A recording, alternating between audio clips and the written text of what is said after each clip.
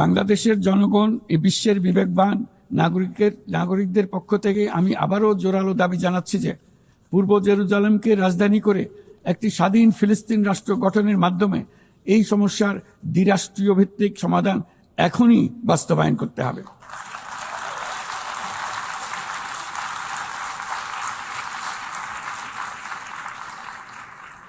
শুধুমাত্র 1967 সালের পূর্বের সীমারেখার ভিত্তিতে যেখানে ইসরায়েল ও ফিলিস্তিনের শান্তিপূর্ণ সহাবস্থানে থাকবে তখনই ন্যায় বিচার সম্পূর্ণভাবে কার্যকর হবে।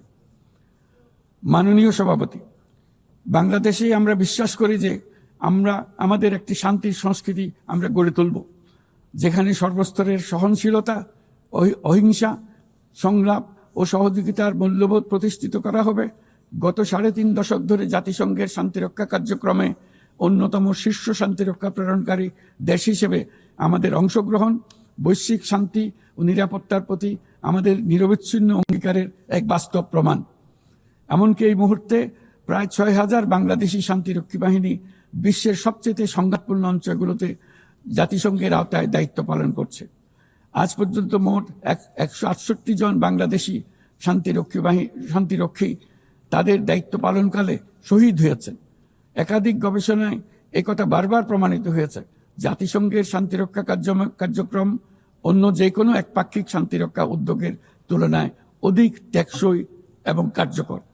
তাই বিশ্বের শান্তিরক্ষাকারী এই কার্যক্রমের ধারাবাহিকতা ও কার্যকারিতা রক্ষায় আমরা জাতিসংঘের শান্তিরক্ষা অভিযানের জন্য স্পষ্ট ও বাস্তবসম্মত ম্যান্ডেট এবং পর্যাপ্ত বাজেট বরাদ্দের দাবি জানাচ্ছি। শান্তিরক্ষীদের নিরাপত্তা এবং তাদের বিরুদ্ধে সংঘটিত অপরাধের জবাবদিহিতা নিশ্চিত করাও সর্বোচ্চ গুরুত্বের সঙ্গে বিবেচনা করা উচিত।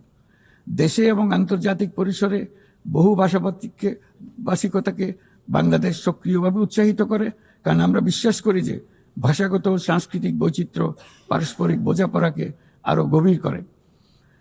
একবিংশ শতাব্দীতে কোনো সমাজেই ঘৃণা, অসহিষ্ণুতা, বর্ণবাদ, বিদেশিদের প্রতি বিদ্বেষ বা ইসলাম বিদ্বেষীদের কোনো স্থান নেই।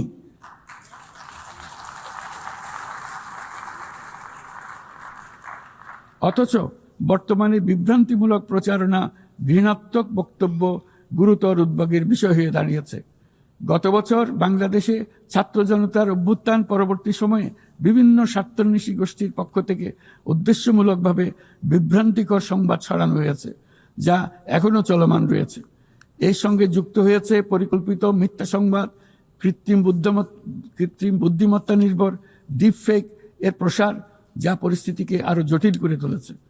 এসবের বিরুদ্ধে আমাদের একসঙ্গে কাজ করতে হবে, যাতে এসব বিকৃত কর্মকাণ্ড মানুষের আস্থাকে বিনষ্ট না করে কিংবা সামাজিক সম্প্রীতিকে দুর্বল করে না দেয়।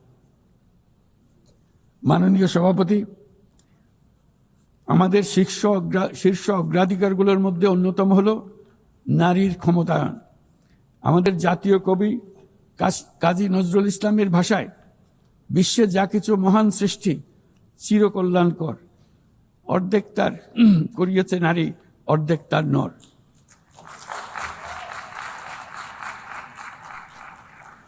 প্রকৃতপক্ষে বর্তমান বিশ্বে অনেক গুরুত্বপূর্ণ ক্ষেত্রে নারীদের অবদান অর্ধেকেরও বেশি।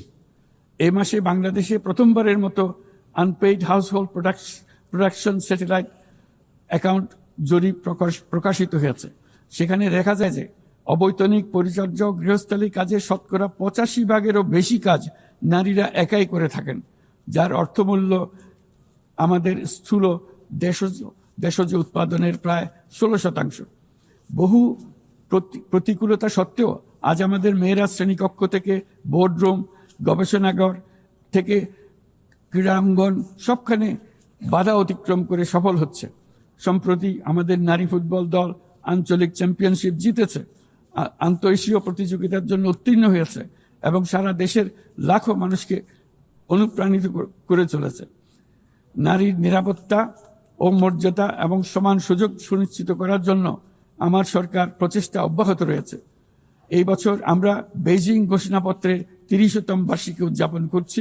এই উপলক্ষে নারীর ক্ষমতায়নে আমাদের অঙ্গীকারকে আরও জোরদার করতে আমরা বেইজিং +30 অ্যাকশন এজেন্ডা এর অধীনে আগামী 5 বছরে বাস্তবায়নের লক্ষ্য নিয়ে 4টি জাতীয় প্রতিশ্রুতি ঘোষণা করেছে।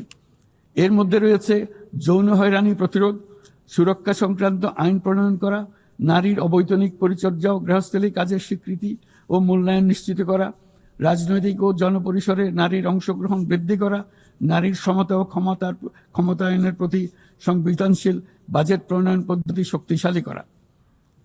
মাননীয় সভাপতি, বাংলাদেশ পারস্পরিক শ্রদ্ধা, স্বচ্ছতা এবং কল্যাণের ভিত্তিতে আঞ্চলিক সহযোগিতায় অঙ্গীকারবদ্ধ। আমরা বিমস্টেক, BBIN, এশিয়ান হাইওয়ে এবং সাসিকের মতো অন্যান্য উদ্যোগের মাধ্যমে আঞ্চলিক সংযোগ ও বাণিজ্যকে এগিয়ে নিচ্ছি। এর সাথে আমরা আসিয়ানের মতো কার্যকরী আঞ্চলিক ফোরামে যুক্ত হওয়ার জন্য আগ্রহ প্রকাশ করেছি। এই মর্মে কাজ করে যাচ্ছি। দক্ষিণ এশীয় আঞ্চলিক সহযোগিতা সংস্থা SAARC-কে পুনর্জীবিত করার জন্য আমরা দৃঢ় আহ্বান জানাচ্ছি। 4 দশক আগে এই সংস্থা প্রাথমিক পর্যায়ে উল্লেখযোগ্য অগ্রগতি অর্জন করেছিল এবং আঞ্চলিক সহযোগিতার জন্য একটা শক্ত ভিত্তি তৈরি করেছিল। রাজনৈতিক অচলাবস্থার পরেও এই প্রাতিষ্ঠানিক কাঠামো এখনো কার্যকর রয়েছে।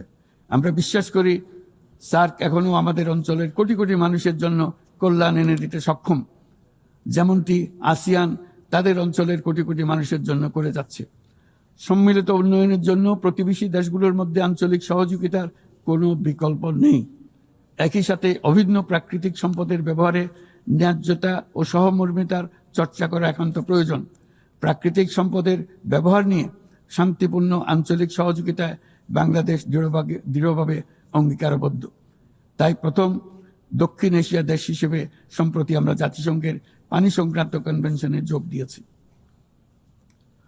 মাননীয় সভাপতি, শতাব্দীর পর শতাব্দী ধরে রাজনৈতিক শোষণ, সম্পদ লুণ্ঠন, কাঠামোগত বৈষম্য আজকের অসম উন্নয়নের বাস্তবতা তৈরি করে গিয়েছে।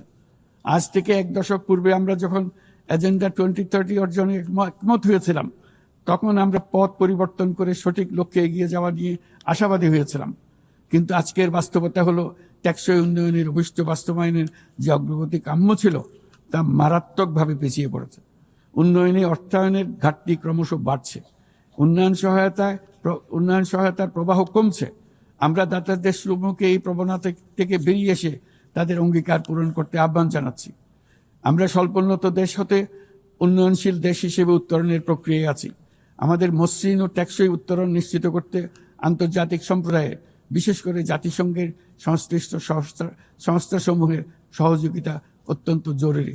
তাদের সাহায্য সহায়তা আমরা কামনা করছি। এ বিষয়ে OHRLS সহ সংশ্লিষ্ট সংস্থাসমূহের কার্যক্রমকে সাধুবাদ জানাই। স্বল্পোন্নত দেশসমূহ এবং ঝুঁকিতে থাকা অন্যান্য দেশগুলোর প্রতি আমাদের কার্যকর সহযোগিতা প্রদানের জন্য আমরা আমাদের দপ্তরকে আরও শক্তিশালী করার আহ্বান জানাচ্ছি।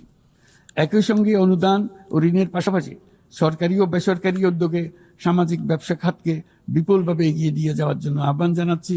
এই নতুন পদ্ধতি দাতা ও গ্রহীতা উভয় দেশের জন্য মঙ্গলজনক হবে এবং উৎসাহব্যঞ্জক হবে।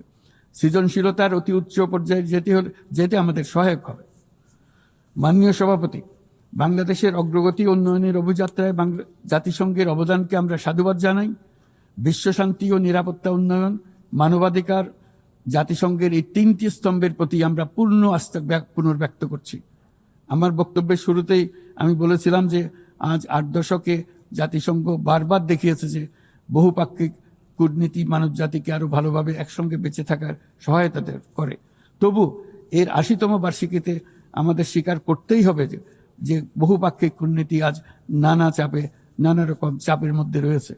প্রায়শই অসম দ্বিপাক্ষিক সম্পর্কের টানাপোড়েনে আবারও প্রমাণ করেছে যে বহুপাক্ষিক কূটনীতি আমাদের শেষ এবং সর্বোত্তম ভরসা।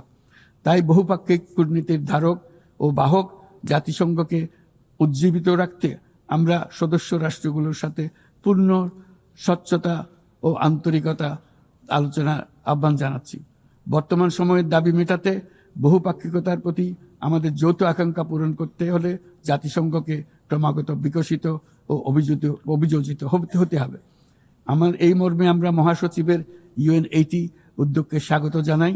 তবে একই সঙ্গে জোর দিয়ে বলতে চাই, যে সংস্কারের নামে যেন বহুপাক্ষিকতাকে দুর্বল করা না হয় বা উন্নয়নশীল দেশগুলোর কণ্ঠস্বরকে অবহেলা না করা হয়। সংস্কারের একমাত্র লক্ষ্য হওয়া উচিত মাঠ পর্যায়ে বাস্তব ও ইতিবাচক পরিবর্তন আনা।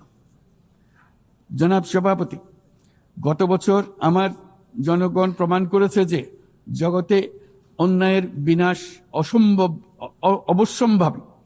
তারা প্রমাণ করেছে যে পরিবর্তন যেমন সম্ভব তেমনি এটা অপরিহার্য।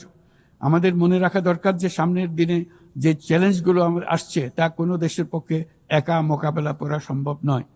একই সঙ্গে আমাদের এটাও মনে রাখতে হবে যে বর্তমান পৃথিবীতে কোনো একটি দেশ সংকটে পড়লে অথবা বিশ্বের কোনো এক প্রান্তে সংকট দেখা দিলে সমগ্র বিশ্বের নিরাপত্তায় ঝুঁকির মুখে পড়ে যায়। আমাদেরকে ৩-০ পৃথিবী গড়ার স্বপ্ন নিয়ে অগ্রসর হতে হবে। তরুণরা ৩-০ বাস্তবায়নের সৈনিক হয়ে বড় হবে। তাদের সামনে থাকবে শূন্য কার্বন, শূন্য সম্পদ কেন্দ্রীভূতকরণ ও শূন্য বেকারত্ব। এর ভিত্তিতে তারা গড়ে তুলবে তাদের পৃথিবী। ৩-০ পৃথিবী গড়া জাতিপুঞ্জের সকলের স্বপ্ন হোক, এই কামনা ব্যক্ত করে আমার বক্তব্য এখানে শেষ করছি। সবাইকে ধন্যবাদ, অসংখ্য ধন্যবাদ।